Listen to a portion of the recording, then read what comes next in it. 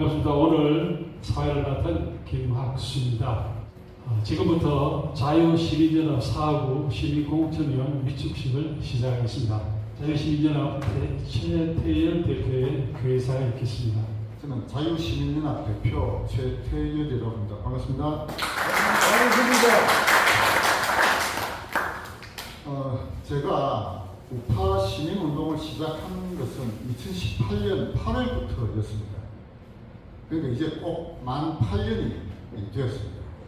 그때 나영수 목사님을 처음 뵙고 시작한 모임이 국회의원 시민검증단이라는 모임이었습니다. 그때 나영수 목사님을 단장으로 모시고 제가 사무총장을 맡았습니다. 그 모임의 목표는 시민들이 국회의원 후보를 검증하여 제대로 된 인물들을 국회의원으로 당선시키자 하는 것이었습니다. 그 후 치러진 2020년 제21대 총선에서 그 목표는 달성하지 못했습니다. 2022년 3월에 있었던 제20대 대선 이후에 그 모임의 다수 인사들이 부산시에 정식으로 등록하여 보조금을 지원받는 모임이 되면 명분도 있고 실리도 있을 것이라고 하였으나 저는 시에 등록하면 제대로 된 정치활동을 하지 못할 것이라고 판단하고 그에 반대하여 2022년 8월 25일에 자유시민연합이라는 단체를 따로 만들었고 그 대표를 맡아 지금까지 진행하고 있습니다. 자유시민연합은 창립 당시에 윤석열 정권의 성공을 바라는 애국시민 모임이라는 캐치프레이즈를 걸고 주로 국민의힘을 지지하는 활동을 해왔습니다. 자유시민연합은 그동안 선거에서 두 번의 승리를 한 경험을 가지고 있습니다. 2024년 4월의 제21대 총선과 그해 10월에 있었던 금정구청장 보궐선거였습니다. 제22대 총선 직전의 사전 여론조사에 의하면 부산에서 기존의 민주당이 가지고 있었던 세석보다 훨씬 많은 의석을 야권이 차지할 것이다 하는 전망이 많았습니다. 그런데 결과는 서병수가 출마한 북구갑을 제외한 17석을 국민힘이 승리하여 개헌 지지선을 확보하는 데 결정적인 기여를 부산이 하였습니다. 그 승리의 비밀을 언론이나 정치권은 알지 못하고 있습니다. 자유시민연합은 그때 적극적으로 참여하여 국민의힘의 승리에 상당한 기여를 하였고 그것을 제21대 총선 백서라는 책으로 발간하였습니다. 이것이 그 책입니다. 그해 10월에 있었던 금정구청장 보궐선거에서 민주당과 조국당이 단일화하여 국민의힘이 고전할 것이다 하는 사전 여론조사가 많았습니다. 그때에도 자유시민연합은 적극적으로 개입하였습니다. 금정구의 우파인사 수백 명의 명단을 캠프에 제공하였고 자유시민연합 회원 4명이 캠프에 상주하면서 거의 매일 문자와 전화를 하였습니다. 결과적으로 22%라는 큰 차이로 국민힘이 승리하는 데 상당한 기여를 하였습니다. 자유시민연합은 이러한 두 번의 선거에서 승리를 한 경험을 바탕으로 2018년 4월 12일로 예정되어 있는 제23대 총선에 적극적으로 개입하고자 합니다. 지난 22대 총선에서는 국민의힘 후보이면 무조건 지지하는 활동을 하였으나 오는 23대 총선에서는 국민의힘 후보라고 무조건 지지할 것이 아니라 이재명 정권과 제대로 싸워 정권을 탈환하는 데 앞장서는 전투력 있는 인물들을 국회로 보내야 한다고 생각합니다. 자유시민연합은 그동안 주로 부산에서 활동하였으나 오는 23대 총선에서는 불경 40석 모두에서 좌파와 제대로 싸울 수 있는 자유의 전사들을 공천받게 하고 당선시키는 것을 목표로 세웠습니다. 장동혁 지도부는 다음 총선에서 좌파와 제대로 싸울 수 있는 자유의 전사들을 공천하려 할 것입니다.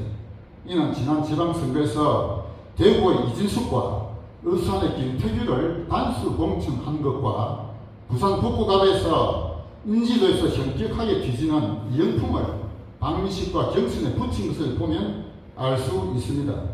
문제는 볼경 40개 선거구 모두에서 그런 자유의 전사들을 찾을 수 있을 것인가 하는 것입니다. 볼경에서 그런 자유의 전사로 인정받는 인물들을 찾기는 매우 어렵습니다. 기존의 우파 정치권 인사들을 보면 대부분은 자기 자리만 노리는 기회주의적인 인물로 보입니다. 자유시민연합은 자유시민학교란 학교에서의 학습을 통하여 자유의 전사들을 발굴하고 양성하고자 합니다. 그들이 자유시민학교의 수강생으로 신청하려는 마음을 먹으려면 먼저 자유시민연합의 회원 수가 공천을 받기 위한 여론조사에 영향력을 행사할 만한 인원수가 되어야 할 것입니다. 자유시민연합은 국회의원 선거구별로 회원 3,000명, 그 중에서 국민의힘 당원 2,000명을 확보할 것을 목표로 세웠습니다. 그 정도의 인원이 되면 공천을 위한 여론조사에서도 상당한 영향력을 행사할 수 있을 것이라고 봅니다. 자유시민연합의 이러한 목표가 달성되면 이는 가히 공천혁명이라고 할 만할 것입니다. 대한민국 헌법 제1조 제2항에는 대한민국의 주권은 국민에게 있고 모든 권력은 국민으로부터 나온다 라고 하는 주권 재민의 가치가 선언되어 있습니다. 주권 재민이 되려면 공천권을 일반 국민이 가져야 합니다. 정치에서 주권은 바로 공천권이기 때문입니다. 그러나 그동안 현실은 그러하지 못하였습니다. 일반 국민은 당이 정해준 인물 중에서 선택할 수밖에 없었습니다. 자유시민연합은 우리 일반 국민이 국회의원 후보를 직접 선택하고 지지하여 공천받게 하고 당선시키고자 합니다. 이 일을 앞장서서 하실 분들이 바로 시민공천위원입니다. 오늘 위촉되시는 시민공천위원들께서는 이 공천혁명을 실현시켜 대한민국을 올바른 자유민주주의 국가로 되살리는 데 앞장서 주실 것을 기대합니다. 우리의 희망이 실현되는 그날까지 다 함께 전진합시다. 2026년 8월 18일 자유시민연합 대표 최태우. 감사합니다. 다음은 시민공천위원단 간부의 인사가 있겠습니다. 시민공천위원단 간부는 각 선거구를 대표하는 의장과 실무를 담당하는 사무국장으로 구성됩니다. 사하구 갑 의장은 아직 선임되지 못하였고 사하구 을 의장으로는 나영수 목사님이 위촉되었습니다. 사하구 갑의 사무국장은 조문선 전 사하구 의원이 담당하기로 약속하였습니다만 오늘 직전관계로 참석하지 못하였습니다. 사하구 을 의장으로 위촉된 나영수 목사님 인사가 있겠습니다. 인사드리겠습니다. 아스팔트 위에서 정말 치열하게 싸웠습니다. 그 세월을 보니까 10년이 딱 되었습니다. 2016년 11월 18일 날 부산역에 첫 번째로 태극기를 들고 나가서 2026년이니까 10년이 되었습니다. 이번에 우리가 국민참여선거관리위원회 발표식에 여러분 많이 오셨었는데 지금 우리가 하고 있는 여러 이 일들을 한 맥락으로서 지금 모든 선거제도가 잘못되어 있다는 것을 온 국민이 알게 되었습니다. 그래서 이 선거관리위원회 제도를 바꾸고 국민이 주역이 돼서 이 선거에 일을 해야 되겠다. 그렇게 해서 이제 조직이 되었습니다. 나가실 때 보시면 요런 것들이 있습니다.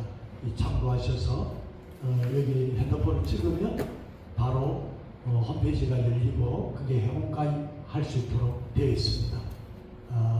지금 최태일 우리 대표님이 하시는 이 운동 정말 귀한 운동이라고 생각 들어집니다.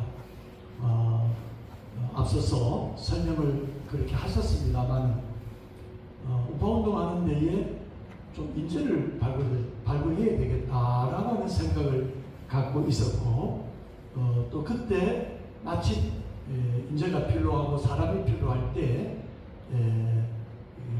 어떤 분의 소개로 그렇게 해서 만났습니다. 제가 직접 찾아갔습니다. 가서 이렇게 우파운동에 함께 일하면 좋겠다.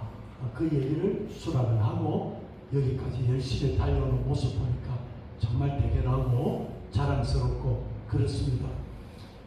여러분, 제가 너무 열심히 하다 보니까 나중에 차량을 방송용 차량을, 무대 차량을 아주 저렴하게 구입을 했습니다. 그리고 그 무대 차를 가지고 각 구별로 집회를 했습니다. 오전에는 4하고 오후에는 439 하루에 2개씩을 부산 인구로 다 돌면서 얼마나 집회를 열심히 했는지 모르겠습니다. 그러다가 이제 박근혜 대통령 탄핵이 인용이 되고 윤석열 대통령이 출마했을 때 다시 힘을 모아서 그 여론으로 선정했습니다만 21대 국회의원이 당선될 때는 큰 영향력을 발휘했다. 저는 그렇게 자부하고 그 물적 증거들을 제가 갖고 있습니다. 그러다가 나눔과 기쁨이라고 하는 NGO의 이사장을 맡게 됩니다. 여기는 정치적으로 나서서 해야 될 그런 단체가 아닙니다. 행안부 소속의 여러 가지 일들 때문에 어떻게 정치적인 입장에서 있으면 안 되는 위치에 있다 보니까 가슴은 답답했는데 5년의 임기를 금년 2월에 다 마치고 이렇게 부산으로 내려왔습니다. 그래서 이번에 여러분들과 함께 이제 이 운동을 적극적으로 펼칠 생각을 갖고 있습니다. 우리 최동원 목사님도 계시고 변정수 목사님도 계시지만은 우리 나이가 다 은퇴 나이입니다. 제가 은퇴 목사라 해가지고 우리 노예가니까 맹피를 주더라고요. 근데 저는 이 은퇴 나이에 여기 이제 목회를 시작합니다. 박수 한번 해주시죠. 왜냐하면 좀 뭔가 복지에 관한 모델, 복지 목회의 모델을 완성되겠다 싶어서 본당에 예배당으로 40년 된 건물을 엘리베이터 설치하고 리모델링해서 한 1년 6개월 동안 잘 꾸몄습니다. 그렇게 해서 이 아름다운 예배당을 만들었고 2층에는 대한민국에서 가장 쾌적한 요양원을 만들었습니다. 100평 공간에 9명만 있는 요양원. 대한민국의 100평에 9명만 있는 요양원이 아무데도 없습니다. 저희만 있습니다. 100평 공간에 간호사 선생님, 요양사 선생님, 복지 선생님이 9명 의뢰를 24시간 보는 그런 아주 멋진 곳으로 만들어 놨습니다. 나중에 가실 때 한번 제가 다 구경시켜 드리겠습니다. 그리고 1층에는 노인 주간보호센터라 해서 노인 유치원을 만들었습니다. 거기는 한 35명 이렇게 수용할 수 있는 곳인데 이제 시작하다 보니까 어르신들이 6명밖에 없습니다.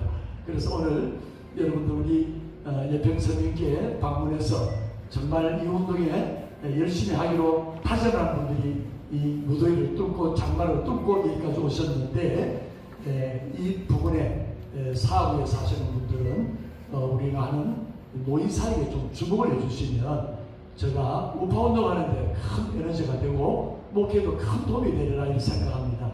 그래서 혹시라도 어르신들이 나이가 되면 국가에 등급을 줍니다.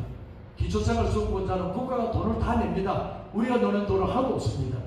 근데 이 제도를 모르다 보니까 제가 세시평에 어떤 56된 총각을 만났는데 어머님이 90세인데 어머님이 물도 제대로 못 마셔가지고 그러는데 직장 가버리니까 어머님을 굶어 죽이는 거예요. 너무너무 안 돼가지고 급히 병원으로 모셔서 영양제 맞고 해서 그렇게 수습을 하고 있는 중이 있는데 국가적인 제도를 모르다 보니까 어려워하는 분이 우리 주변에 너무나 많이 있다. 그런 안타까움이 있더라고요. 그래서 여러분 등급이 없는 분들은 저희가 등급을 메워주는 일을 합니다. 그리고 등급은 있어도 어떻게 해야 가장 이 어르신에게 적절하게 이렇게 어르신들을 보살피에 대한 것들은 저희들이 여러분 상담을 하시면 나가실 때의 유물도 있고 또 여러분에게 선물들은 그 과자에다가 스티커도 붙여도 하나씩 드릴 텐데 그게 연락처들이 있습니다. 그래서 우리가 다 나이 들면 이제 노인시설을 이용해야 될 그런 나이입니다.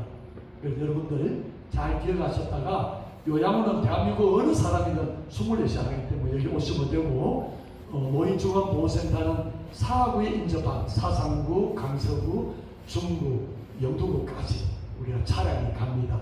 그래서 출퇴근을 해드립니다. 아마 쾌적한 시설에 또 각 층마다 예배 드릴 수 있고, 제가 이렇게 노인 복지 목회를 하는 이유는 요람에서 무덤까지 우리가 아무리 복지가 좋다 할지라도 그들의 영혼을 책임질 수가 없습니다. 그러나 교회가 맡았을 때에 그 어르신들을 영혼까지 책임지는 그런 목회가 복지가 되지 않겠느냐. 그래서 노인복지의 완성도를 높이기 위해서 이렇게 모델을 갖고 왔습니다. 아무쪼록 여기 저희에게 오신 것을 환영하고, 또 가실 때 선물도 받으시고 또 친절도 제가 안내를 좀 하는 거 보고 하시면 굉장히 도움이 되겠고, 그리고 이런 귀한 사후에 이런 행사에 저희 교회 장소가 활용된다는 것이 저는 기쁨으로 생각을 합니다. 언제라도 우파들이 와서 모임이 있으면 여기 카페 오기는 제가 개방을 하겠습니다. 와서 그렇게 해주시면 고맙겠고요. 아까 이수옥 장로님 보이시는데, 예, 장로인데, 인근에 하늘교회 아주 큰 교회의 장로님이신데, 정말 감사하고요. 그래서 나라를 살리는 일이 성경적인 가치가 아니고 우파의 가치가 저는 생각합니다. 좌우가 다 필요한데 지금 좌라고 하는 것은 종북 좌파에 많이 기울기 때문에 그것이 문제가 있다고 보는 것입니다. 좌우가 다 있어야 건강하지만 우리가 있는 대한민국의 이 자유의 현상은 너무나 잘못된 현상으로 가고 있기 때문에 좀 이렇게 교회 지도자들이 이제는 나서야 된다. 그래서 올림픽공원에 지금 젊은이 2030과 자유시민들이 열심히 싸우고 있는 현장에 지난 토요일도 버스로 다녀오고 했습니다. 이제 우리 부산에서도 그런 축제를 기획하고 있습니다. 그래서 이제는 시민들이 자발적으로 시민운동을 통해서 잘못된 정권을 바꾸고 부정선거나 잘못된 선거들을 바로 세우는 일들을 누가 해야 되느냐. 목매김이 되는 사람들, 몇 개 목매입니까? 완전히 엉터리로 조장하는 일들이 있어졌기 때문에 이제 시민이 나서서 감시하고 국민선거관리위원회에 직접 참여하셔서 선거 관리하는 부분도 우리가 자원봉사를 해서 정말 대한민국의 자유민주주의 가치를 바로 세워나가는 것이 우리가 마지막으로 해야 될 일이라고 저는 생각합니다. 여러분들 함께 또 우리 전철 대표님 앞장서면 함께 우리가 이 일을 완성되게 해나갈 수 있도록 최선을 다하도록 하겠습니다. 대단히 감사합니다. 다음은 오늘 하이라이트에 시민공천위원 위촉식이 있겠습니다. 자유시민연합 최태열 대표님 앞으로 나와주시기 바랍니다. 먼저 사구월 의정 위촉식 수여가 있겠습니다. 위촉장 성명 나영수, 위 사람을 자유시민연합 부산 사구월 시민공천위원단 의장으로 위촉합니다. 2022년 8월 18일 자유시민연합 대표 최태열.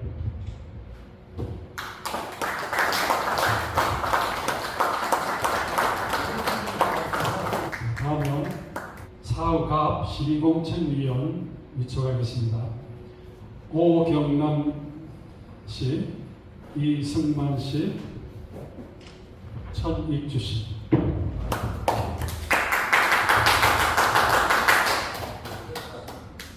다음은 사구월 시민공천위원 위촉합니다. 강석종 씨, 김정남 씨, 변정섭 씨, 윤상일 씨, 이수홍 씨, 전하리 씨, 최동근 씨.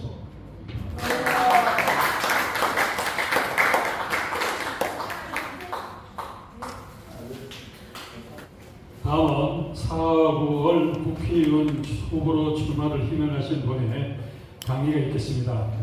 소개할 분은 김재헌 목사님입니다. 목사님의 강의 제목은 체제전쟁에서 종교인의 정치 참여의 의미와 역할입니다. 참고로 자유시민연합은 우파 후보로 출마하고자 하시는 분을 초청하여 강의를 듣더라도 바로 그분을 지지한다는 의미는 아닙니다. 앞으로 각 선거구별로 계속 출마 희망자들을 초청하여 강의를 들을 예정이며 누구를 지지할 것인지는 총선이 임박하여 발표할 예정입니다. 김재환 목사님은 그동안 좌파와 적극적으로 싸워왔던 분으로 주로 세종시에서 활동하셨지만 다음 총선에서 사후보에서 조경태 씨를 물리치고 국민의힘 후보로 공천받고 당선되는 것을 희망하고 있습니다. 김재환 목사님, 현재 부산 해상신도시 포럼 의장을 맡고 있으며 윤석열 대통령 인수위 자문위원, 세종시 시설관리공단 감사 등을 역임하셨습니다.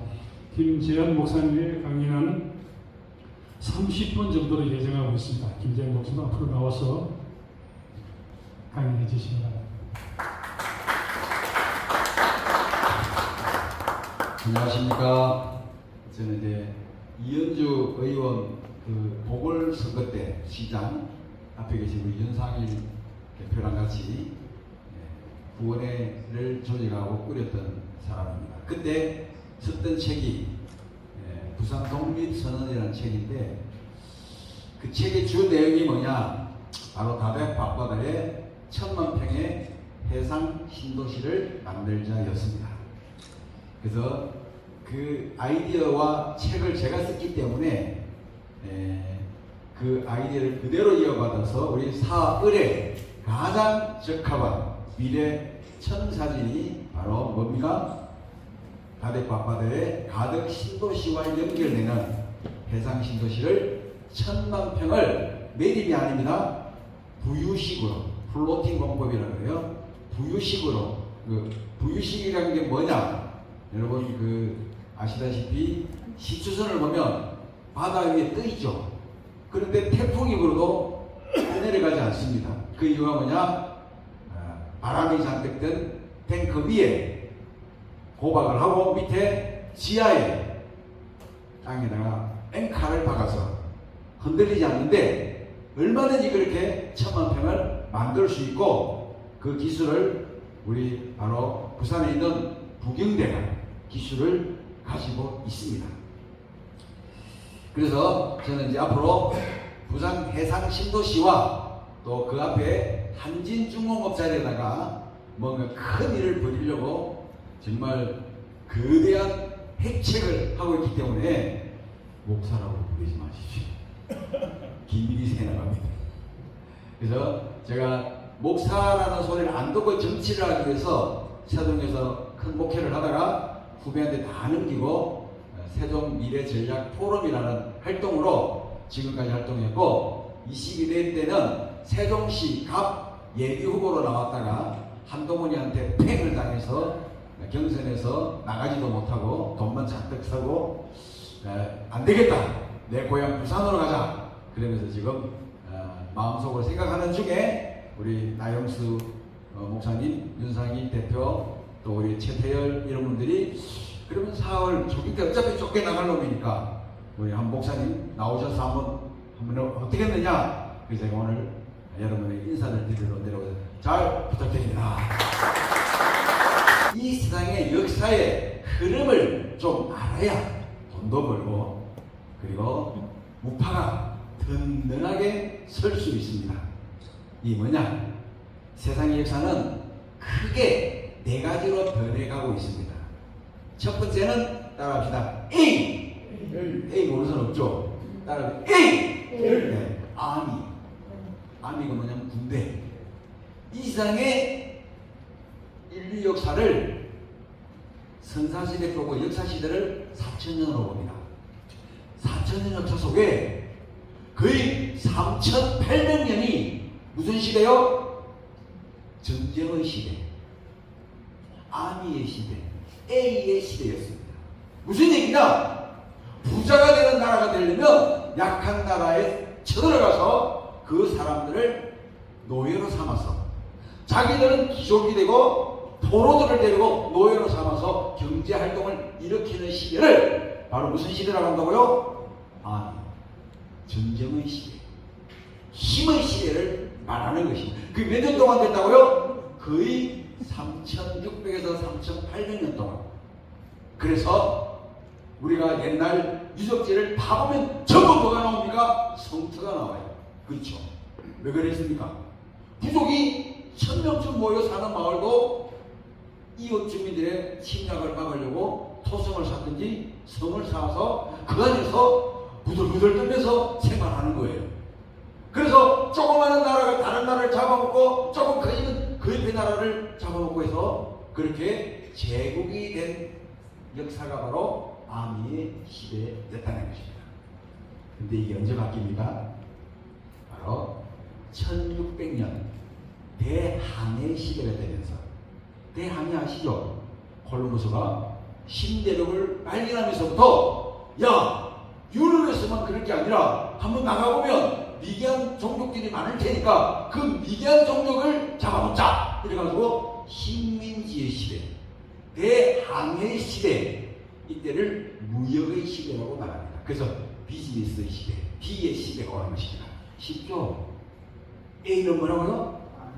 B는 비즈니스, 무역을 통한 비즈니스의 시대가 한 2, 300년 진행이 되는, 이때 제일 돈을 많이 번 나라가 어딘지 아세요?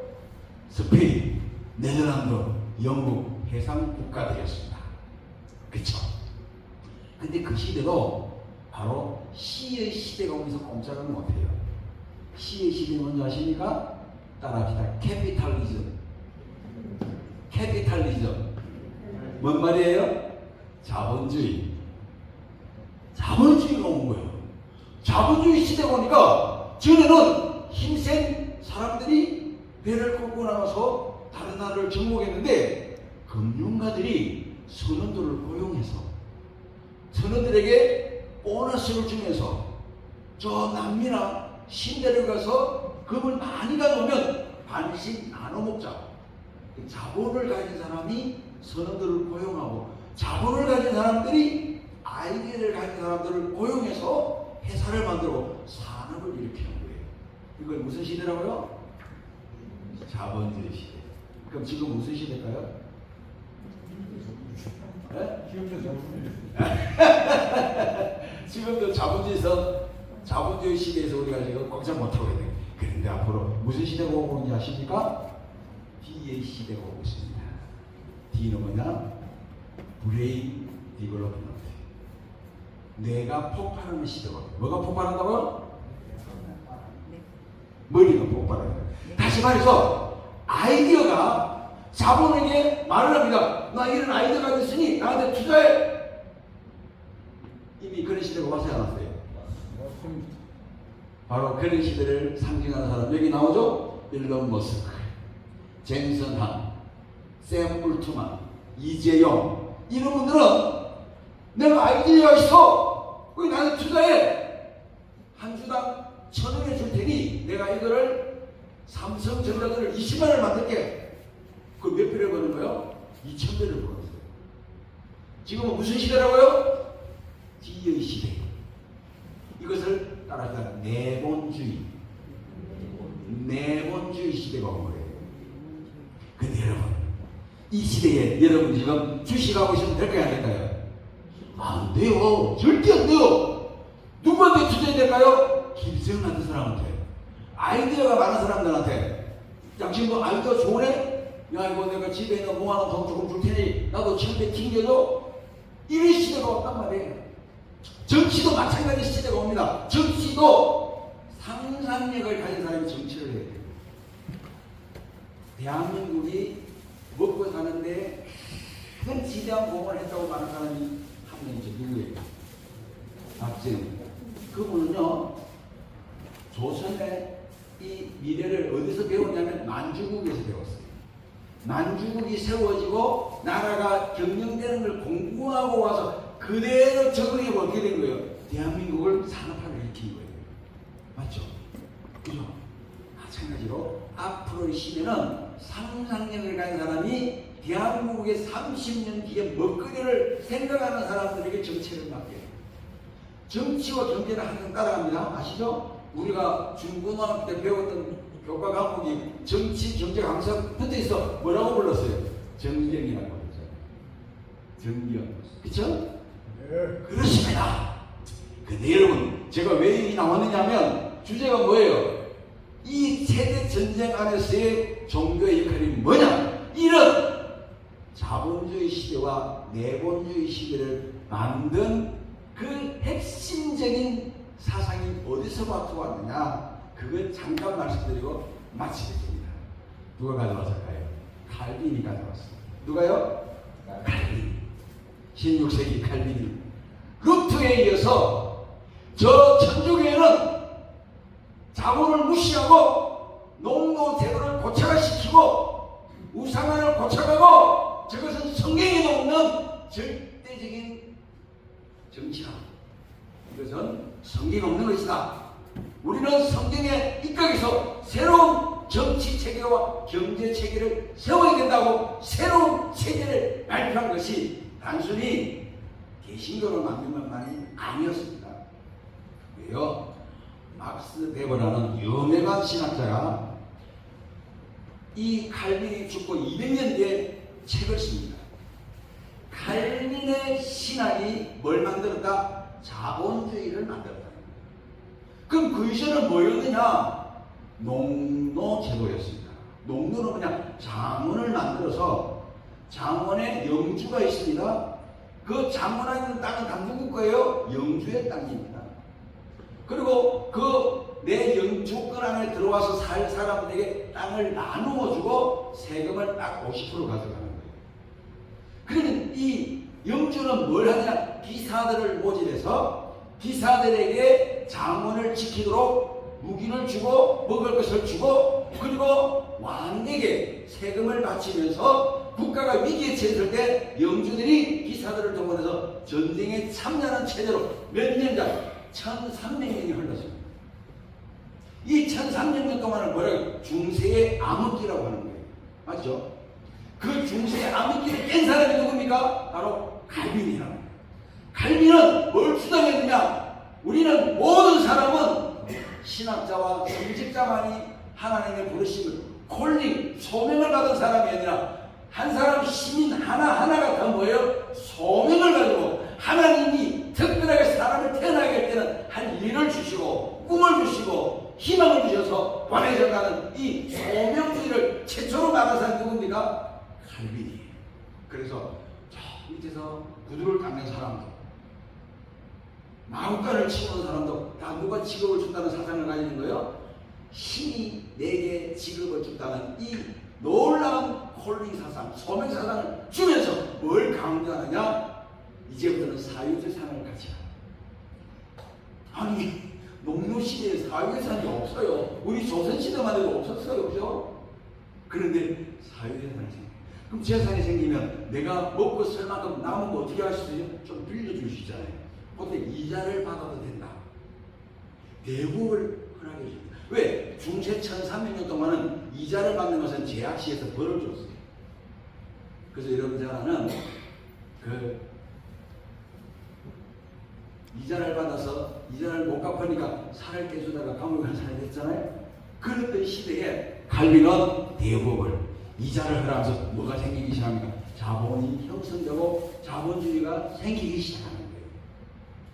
세 번째는 근면성실해야 된다. 너희를 감독하는 것은 주인이나 소유권 가진 자가 아니라 하늘이다. 그러니까 하나님이 보는 앞에서 열심히 일을 해서 열심히 살아라. 이런 열심과 근면을 가르칩니다. 그러면서 하나의 파가 형성이 되는데 그 파를 프랑스에서 뭐라고 불리는습니까? 따라합시다. 위그노파. 혹시 들어보셨어요? 위그노파.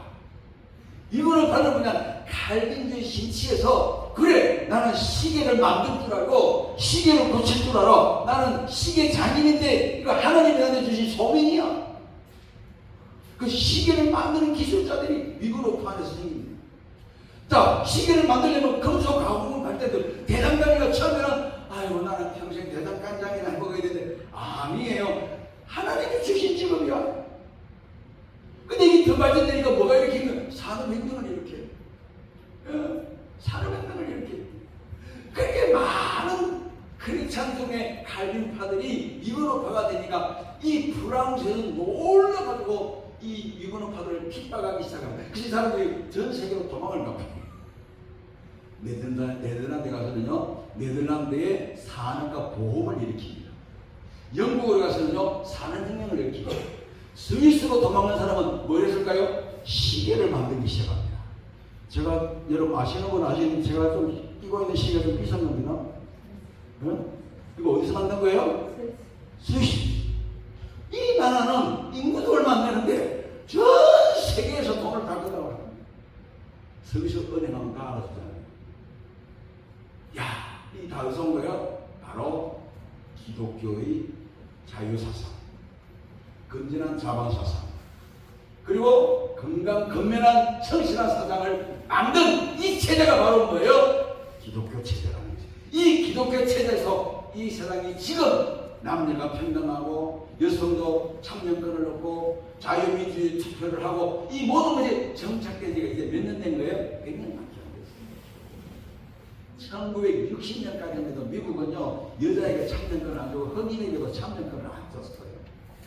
아시잖아요. 그래서 마틴 루터 킹이 흑인에게 참여권을 달라고 일으켰던 얘기가 바로 뭐예요? 미국의 그 유명한 로드킹 사건 아닙니까? 응? 이제 100년의 사건. 그런데 여기에 슬며시 끼어들어서 엘리트주의는 결국 무슨 주의인 줄 아세요? 귀족주의입니다. 뭔 소리야? 일반 대중은 개돼지요. 알면 뭘 알아? 우리가 지금 독도가고 서울대 나오고 법대 나오고 공부 잘하는 우리가 다스려야 돼. 투표하는 사람이 결정하는 게 아니라 개표하는 사람이 결정하는 거야. 이런 잘못된 사상을 가지고 있는 인간들. 그들은 지금 나름 민주주의라고 외치지만 결국에는 우리를 뭐로 만드는 거예요? 다시 노예로 만들면서 영원히 우리끼리 정권을 잡고 권력을 쥐어야 돼. 그냥 너희들은 시키는 대로 하면 돼. 이런 식으로 만들어가는 사상이 전 세계에 보편화되어 있는데 그것이 침투에 들어오는 방법이 무슨 주의라고 배웠어요? PC주의. 정치적 올바름. 한마디로 정치적 올바름은 가장 쉽게 하면 뭐냐면 인민재판입니다. 인민재판. 10명이 떠들면 법은 소용없는 거야. 1000명이 떠들면 그게 법인 거야. 그래서 자꾸 위원회를 만드는 거예요. 자, 그래서 이 체제를 뛰어넘는 시대가 앞으로인데 무슨 시대라고요? 바로 뇌의 혁명 시대가 와야 됩니다. 브레인이죠. 다시 말해서 특출한 아이디어와 기술과 모방할 수 없는 이 위대한 이론을 가지고 부를 창출할 수 있는 어떤 지도자가 나와서 그를 통해서 다시 한번 뭐요? 새로운 부의 혁명이 일어날 수 있는 마지막 기회가 왔기 때문에 저는 여러분에게 이런 정치인을 찾고 많습니다.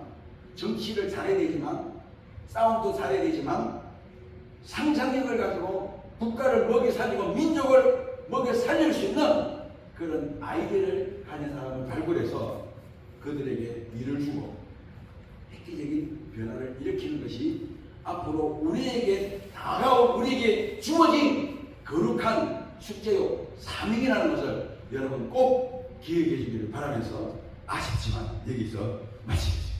감사합니다. 진흥공직의 역할과 행동 수칙에 대해서 우리 최대일 대표님께서 안내 말씀드리겠습니다. 지금 현재 국민의 국회의원들 중에 그렇게 치열하게 싸우는 사람이 잘 없어요.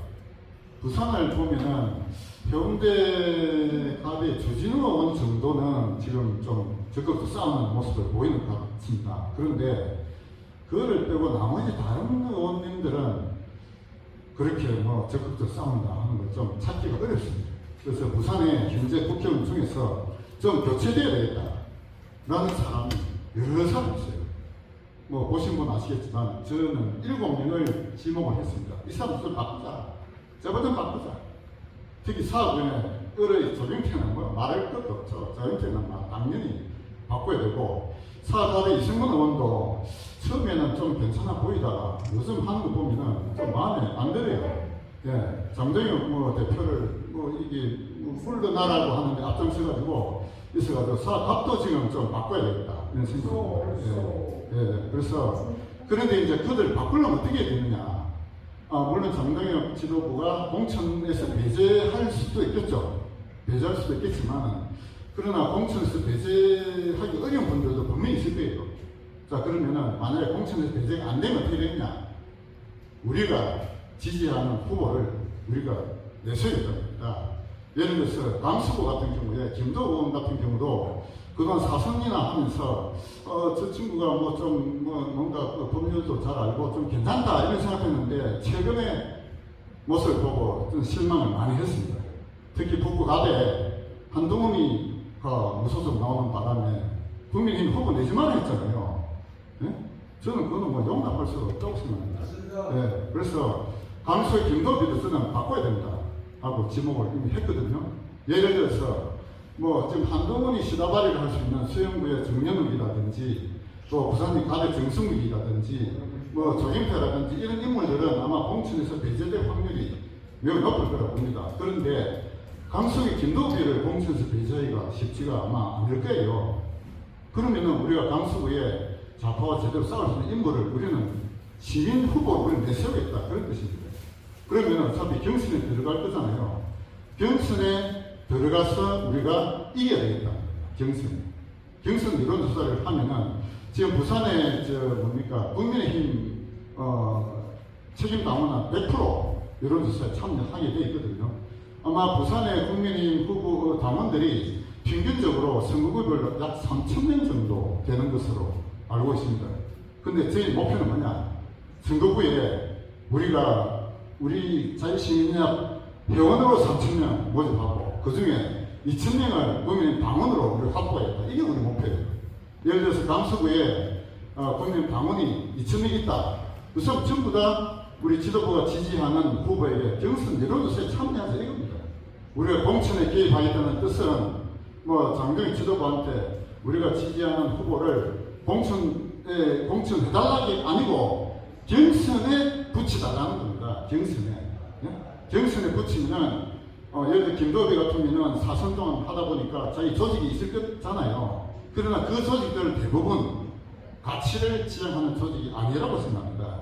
뭔가 이권을 가지고 이렇게 결집되어 있는 거지 실제로 우리는 가치를 가지고 하잖아요. 그래서 우리가 지지하는 후보가 경선에 붙어가지고 국민의힘 후보 당원들이 적어도 2,000명 있다면 경선 여론조사에 상당한 영향력을 행사할 수 있을 거라고 봅니다. 예를 들어서 사갑의 이승근 같은 경우도 공천 배제하기가 쉽지 아마 않을 거예요. 장동혁 지도부가 웬만하면은 공천 배제했으면 좋겠는데 아마 공천 배제하지 않고 나중에 경선 붙일 가능성도 저는 충분히 있다고 봅니다. 사갑에서 이승근을 떨구려면 우리가 조직을 강화해야죠. 그래서 사갑에 우리 회원 3,000명 그 중에 국민의힘 당원 2,000명 이게 목표예요. 그 정도 인원을 가지고 있으면은 저는 경선 여론조사에서도 충분히 성산이 있다 이렇게 보고 있습니다. 그걸 언제까지 하느냐? 2018년 총선 직전까지의 목표예요. 그럼 단계별로는 어떻게 되느냐? 올해 말까지는 국회 선거구별로 1,000명 모집하자. 이게 목표입니다. 올해 말 선거구별로 우리 사갑도 1,000명, 사을도 1,000명. 일단 국민 당원 가입은 그 중에 많은 사람들이 당원도 있겠지만 당원 가입은 지금은 적극적으로 아직 하진 않을 거예요. 내년에 본격적으로 할 생각입니다. 일단 회원 확보를 많이 해야 된다고 봅니다. 그 일에 가장 앞장서야 되는 사람은 누구냐? 바로 시민공천위원들이라고 생각하는 거예요. 오늘 그 위촉장 오늘 받으신 걸 한번 이렇게 보십시오. 본인들 다 위촉장 받으신 분들은 위촉장 한번 보시면은 자 거기 뭐라고 되어 있느냐? 가로로 해가지고 2개를 적어놨습니다. 하나는 시민공천위원회 역할 이런 거 적어놨고 또 그 밑에는 시민공천위원회 행동수칙 2가지를 적어놨어요. 자, 시민공천위원회 역할이 뭐냐? 이 역할 제가 한번 읽어보겠습니다. 미래 세대의 자유와 번영을 위한 기반 조성에 기여하기 위하여 제대로 된 우파 정당 후보를 공천받게 하고 당선시키는 것. 이게 시민공천위원회의 역할입니다. 미래 세대의 자유와 번영. 이게 우리 자유시민연합의 캐치프레이즈예요. 미래 세대가 누구죠? 우리 자식들, 아들, 딸, 손주들. 이게 우리 미래 세대잖아요. 저희가 이 운동을 하는 취지가 어디냐? 우리가 뭔가 덕을 보였다. 이게 아니에요. 우리 자식들 손주들이 나중에 사회주의 공산국가에 살면 안 되겠다.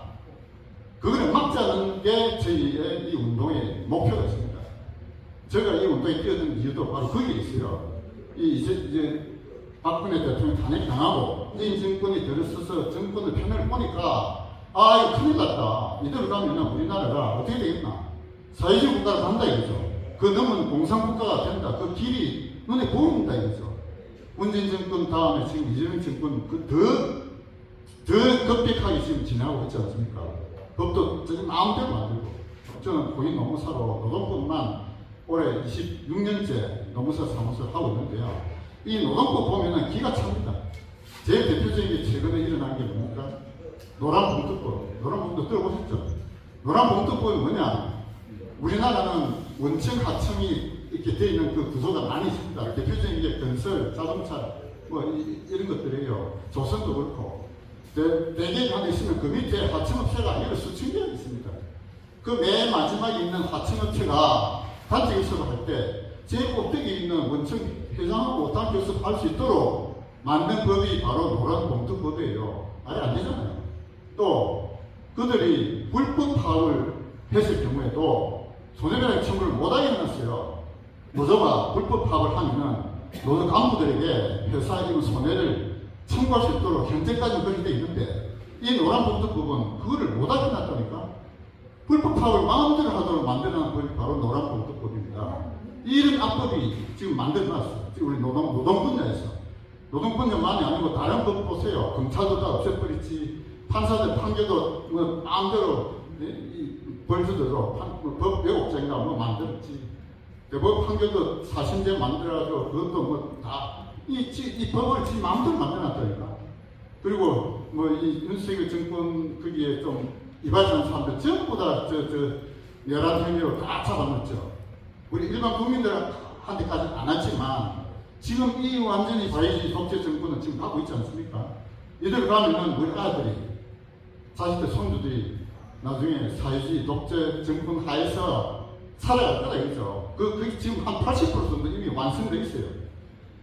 지금 다음 정권마저 좌파에게 뺏기면은 반드시 그렇게 갈 거라고 봅니다. 그러나 저희는 아직 희망이 있어요. 왜? 대한민국의 다수 국민들이 우파다 이거로 저는 그걸 믿고 있습니다. 대한민국의 대다수 국민 우파다 저는 그렇게 믿고 있거든요. 우파는 뭐냐? 개인의 자유를 가장 소중하게 여기는 분들이 저는 우파라고 생각합니다. 개인보다는 공동체나 국가를 앞장세우는 거 이 전체주의 사고잖아요. 좌파는 전체주의, 집단을 앞장세우고 우파는 개인의 자유와 천부인권을 앞장세우고 이 우파다 이거죠. 이런 개인의 자유를 훨씬 더 소중하게 여기는 분들이 우파고 그런 국민들이 훨씬 더 많다고 봅니다. 저도 우리 국민의 60% 이상, 70% 정도는 다 우파라고 저는 생각해요. 그런데 왜 갑자기 선거에서 지나 이거죠. 조직화가 안 되기 때문에 저는 그렇다고 봅니다. 조직이 해야 돼. 우파 국민들이 가장 약점이 뭡니까? 조직이 안 되는 거야. 제가 그 우파라고 여기는 분들하고 대화를 해보면은 우파에게 투표하겠냐? 투표한대요. 그러면은 우리 자유시민연합이 그런 역할을 하는 단체니까 거기에 회원으로 가입하라 하면은 그건 싫다 이거야. 네? 조직이 별로 싫어요. 이게 우파의 가장 큰 약점이에요. 좌파는 뭡니까? 조직이 단단하게 돼 있잖아요. 좌파가 이 나라에 국민의 저는 40%가 안 된다 봅니다. 한 30% 정도는 좌파로 봐요. 근데 그들은 조직이 단단하게 되어 있다 이지. 투표할 때 그 선거별로 응집된 투표를 하고 있다 이 말입니다. 근데 우파는 그게 아니에요. 각자 알아서 하겠다. 내가 알아서 하겠다. 그러니까 뭡니까? 투표할 때 아이고 뭐 오늘 뭐 다른 데서 투표하도 안 가고 투표를 안 한다 이겁니다. 우파를 어떻게 투표하도록 만드느냐 이게 앞으로 우리 자유우파의 가장 큰 과제라고 저는 생각합니다. 이 일을 해낼 사람이 누구냐? 바로 시민공천위원들이 하셔야 된다 이거죠. 그래서 그 앞에 봉투에 보세요. 봉투 안에 보시면 뭐가 있느냐 하면은 오늘 식순이 있고 그 뒤에는 우리 시민공천위원 근무회원 명단이라는 양식이 있습니다. 이 양식에 지금 10명을 넣을 수도 있거든요. 그러니까 각자가 우파에게 투표는 하겠지만 혼자 하지 말자는 얘기입니다. 나 혼자만 투표하지 말고 내가 아는 내 주변의 지인들하고 함께 투표하자. 이게 가장 저는 중요하다고 봅니다. 함께 투표의 운동. 그런데 한 사람 앞에 여러 수많은 사람들 뭐 몇십 명 하면은 힘들잖아요. 10명만 하요 10명. 내가 알고 있는 내 가족들, 내 이웃들 중에서 우파에게 투표할 만한 사람 10명을 좀 그게 좀 기록을 해 주시 달라는 겁니다. 10명만 기록해가지고 그거를 사진을 찍어서 그 밑에 대표인 저에게 문자 보내 사진 찍어 보내시면 됩니다. 자, 그럼 거기에 들어간 사람 누구를 주로 대상으로 하느냐? 대부분 부산에 있는 분들이 많겠지만 부울경에 거주하는 분들 중에서 가능하면 해주시길 바랍니다. 저희가 부산만이 아니고 울산, 경남 이 부울경 전체 40개 선거구를 다 대상으로 할 거거든요. 그러니까 자기가 아는 분 중에서 부산, 울산, 경남에 있는 우파인 사람, 좌파는 뭐 할 필요 없어요. 우파에게 투표하겠다 하는 분들을 우리가 조직화하자. 이게 목표입니다. 그래서 10명만 해달라고 해서 10명. 지금까지 살아오시면서 그런 분들 10명은 최소한 아마 있겠죠. 많아도 20명은 넘지 않기를 바랍니다. 한 사람이 50명, 100명 할 수 있겠지만 그렇게 하기는 어려워요. 힘듭니다. 문자 보내고 카톡 보낼 수 있지만 전화를 할 인원 범위 내에서 하는 게 가장 좋을 거라고. 전화를 하셔야 돼요. 제가 우파운동 하면서 문자, 뭐 카톡 수만 통 보내봤어요. 근데 보내보니까 문자나 카톡 가지고 안 되더라고.